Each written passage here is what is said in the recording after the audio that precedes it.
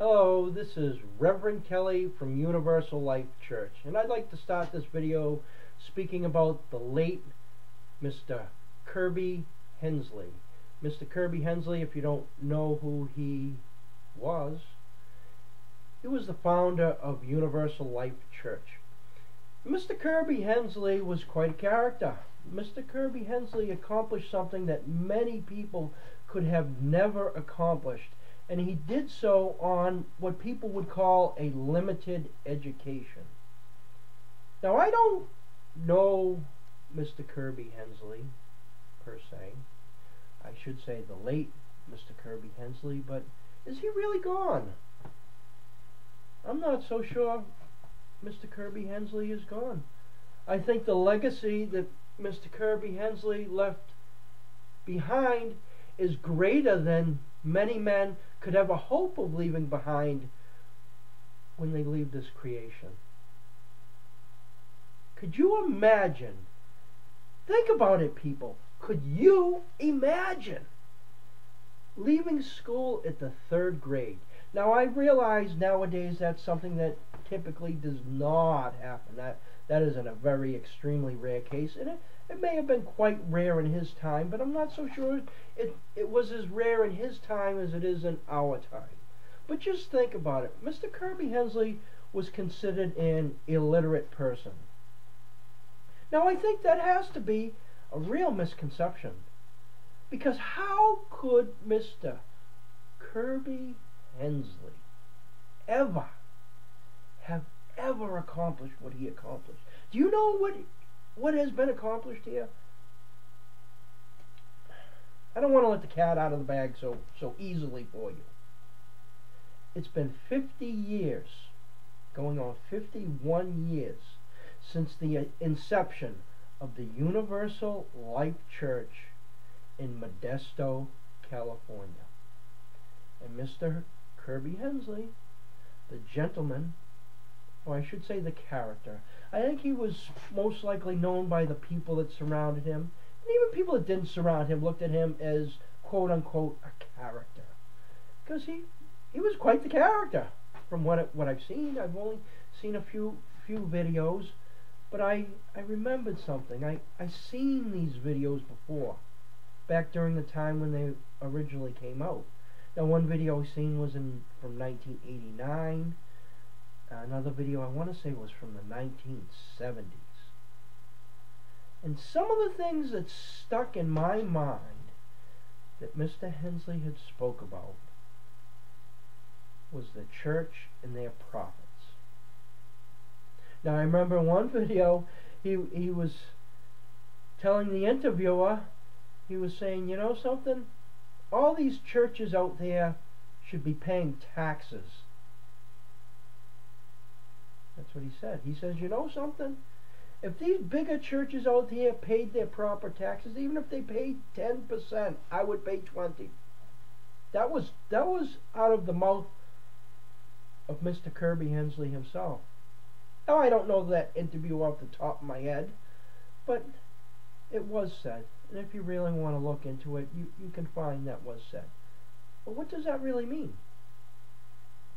Well, what that really means is the ball has gotten dropped. The ball has gotten dropped, and it's time for people to pick up the ball and run with it. Now, I'm going to tell you what Mr. Hensley set in motion. What Mr. Hensley set in motion was the beginning of the new church. And the new church, unlike the old church, is going to be more honest. And that's really what Mr. Hensley was speaking about. Because, well, what he had done, basically, and I don't think people would disagree with me, was he made a mockery of the existing church. That's what he did. He took the legal aspect of a person being ordained as a minister and decided he was going to ordain everybody and anybody. Now, I do believe he had just reason to do so. I do believe so. I mean, who, if you want to think about it in the respect, let's say that you're a Christian person. Who ordained Jesus? Now people would say, God. I know that answer, God. But I'm talking about as a ministry in a land that, let's say, you needed some type of legal documentation to do certain things involving a ministry in your religion. Who ordained Jesus Christ? And again, you'll say, God did. Okay, maybe so. But if he had to have a license, let's say a set of minister credentials, who would do that today in the United States of America other than Universal Life Church? There are others out there, but they're all mimicking the Universal Life Church. So what has been set in motion? I'll tell you what has been set in motion. Again, I'm going to reiterate what I was just saying again. What was set in motion is the new church, and the new church is going to be more honest than the old church. Now, you're more than welcome to participate and organize and have particular ceremonies that you find very important, particular rituals that you find very important, and those will all be based on your individual religion. Now, what's about to happen is these individual religions are going to be brought together on a level that's a common ground. There's a lot of common ground. See, what you'll find out as time goes on, and if you watch any more of my videos, you'll start understanding exactly what I'm talking about. Now, there's 22 million associate members of the Universal Life Church strong. And when I say strong, I mean in the words of Mr. Kirby Hensley, we're a liberal church with a whole lot of conservative members. And what that means is there are people that have religious conviction. Now, I happen to think that there's a liberal agenda that has kind of overshadowed the entire Universal Life Church concept. And the Universal Life Church concept is a conservative one. But it had to be a liberal notion to start with to bring in all of the conservative groups together. Now that they're all in one place, or they could be in one place, they're really not there yet, but they could be. They're going to be. They have common ground. Think about it yourself. What commonalities do the major religions have? Well, off the top of my head, I can think of the Muslim religion and the Christian religion. They should be brothers. They should be tight. They should be tight brothers, but they're not. And, in a public setting, you can look at the mainstream Christian and Muslim. And when I say mainstream, I mean the mouth. The mouth of the Christian and the Muslims that's out in the media. Would you consider them tight brothers? I wouldn't. But what I have discovered is they should be. And the reason they should be is because one of the beliefs the Christians and the Muslims have is Jesus Christ is coming back for Judgment Day. Now, I've already spoke with people about that, and they jump right off on their religious soapbox and they say, well, this is what we believe about Jesus, and they don't believe that about Jesus. Okay, what does that have to do with Judgment Day? Well, they believe this is going to happen, and that's going to happen, and this is going to happen, it's going to happen over here, and over there, and over there. But if they were to read their Bible, they'd know, or should know, that they don't know and wouldn't know the time or season that it's going to happen, or exactly how it's going to come to be.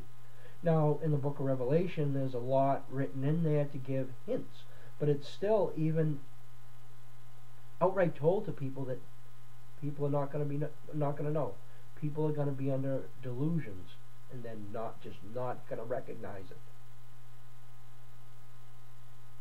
Now, if you want to believe that if you're a Christian and you want to believe that the prophecies in the book of Revelation have some truth and some strength about them, you should realize that the Muslims are your brother.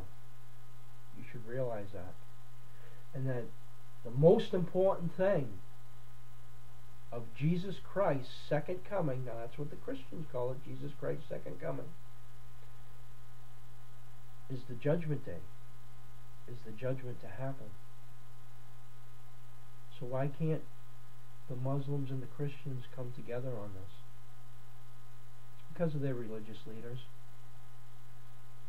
It's because the Muslims want to be Muslims and the Christians want to be Christians, but their leaders have failed them. That's the problem. And that's where the Universal Life Church comes in. With the Universal Life Church can bring together people on an important common ground. Key word, important common ground. Is it more important for an individual to believe that Jesus Christ was slaughtered like a Passover lamb in a ritualistic fashion and he's coming back? Or is it more important to believe that he's coming back for judgment? Is it more important that a person believes that Jesus Christ was a prophet and not actually the Son of God or God himself?